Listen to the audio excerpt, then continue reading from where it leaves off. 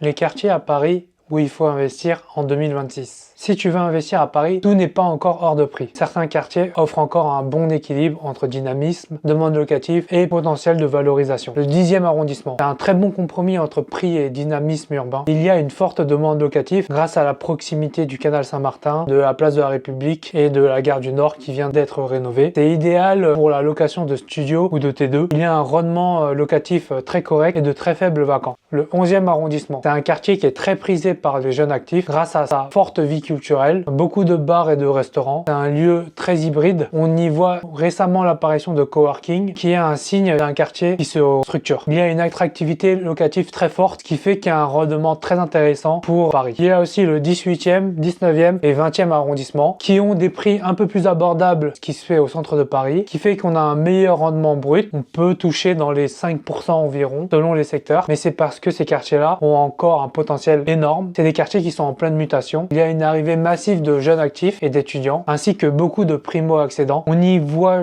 notamment le développement de cafés indépendants, de commerce bio. Il y a une vraie vie de quartier qui est en train de se créer. C'est une zone à fort potentiel de valorisation à moyenne et long terme. Sinon, il y a aussi le 17e arrondissement qui a encore des prix assez intéressants pour ce qu'il fait à Paris, même si c'est un peu plus élevé. Mais c'est un quartier qui évolue encore relativement vite et où on peut trouver un bon équilibre entre prix d'achat et potentiel de croissance. À Paris, les prix sont chers, mais il reste des deals très intéressants. Dis-moi en commentaire le quartier qui t'intéresse.